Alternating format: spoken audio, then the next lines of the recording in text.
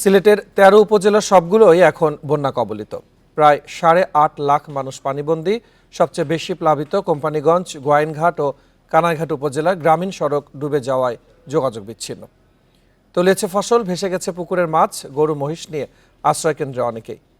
প্রত্যন্ত এলাকায় ত্রাণ না পাওয়ায় মানবতারও জীবনযাপন করছেন দরিদ্রদের একটি বড় অংশ। এখন জন্ম সনদ দিয়ে খোলো বিকাশ স্টুডেন্ট অ্যাকাউন্ট। নিজের বিকাশ নিজে কর।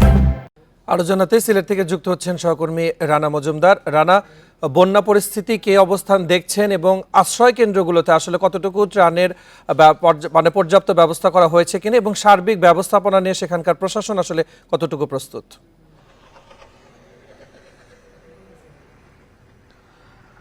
দেখুন, আমরা এই মুহূর্তে রয়েছি সিলেটের যে গোয়াইনঘাট উপজেলা সেখানে, এবং আমরা এই উপজেলায় যখন আসছিলাম তখনও আমরা দেখতে পাচ্ছিলাম যে রাস্তার দুধারেই কিন্তু পানি রয়েছে, এবং পাশাপাশি এই যে এলাকাতে আসার সময় আমরা যে বিষয়টি লক্ষ্য করেছি যে যে গ্রামগুলো ছিল সেই গ্রামগুলো কিন্তু আসলে পানিতে অনেকটাই তলিয়ে গিয়েছে, এবং সেই গ্রামগুলোর সাথে যে আসলে শহরের যে যোগাযোগ ব্যবস্থা সেটিও কিন্তু অনেকটাই বিচ্ছিন্ন আমরা দেখতে পেরেছি। পাশাপাশি আরেকটি বিষয়, এসব গ্রামের যেই ঘরগুলোতে পানি উঠেছে, বলা যায় যে আসলে সবগুলো বাড়িতেই কিন্তু পানি উঠেছে, এবং এই যে বাসিন্দারা তারা কিন্তু আসলে বিভিন্ন আশ্রয় কেন্দ্রে গিয়ে স্থান নিয়েছেন। তবে আমরা অনেক আশ্রয় কেন্দ্রে গিয়েও দেখতে পেরেছি যে আসলে আশ্রয় কেন্দ্রের যে নিচতলা রয়েছে সেখানেও কিন্তু আসলে পানি প্রবেশ করেছে, অর্থাৎ যেদিকেই তাকাই শুধু বন্যার পানি চোখে পড়েছে আমাদের।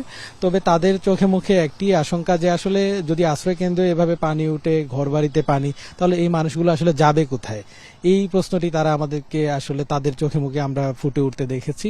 পাশাপাশি আশ্রয় কেন্দ্রের যে মানুষগুলো রয়েছেন, আমরা তাদের সঙ্গে কথা বলেছিলাম যে স্থানীয় প্রশাসন থেকে কোনো ধরনের সহযোগিতা পাচ্ছেন কিনা।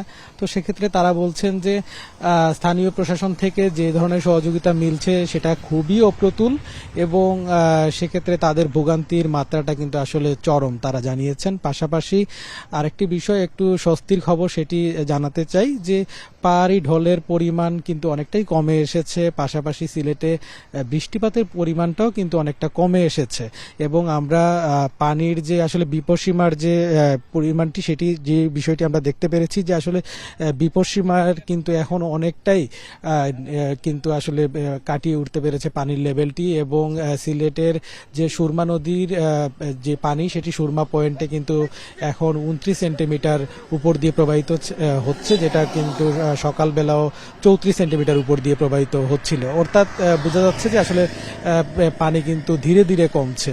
তো সবকিছু মিলিয়ে আসলে পানি কমলেও মানুষের দুর্ভোগটা কিন্তু এখনো রয়ে গিয়েছে। সবকিছু মিলিয়ে সিলেটের বন্যা পরিস্থিতি নিয়ে এই ছিল আমার কাছে সবশেষ। সিলেট থেকে জানাচ্ছিলেন সহকর্মী রানা মজুমদার।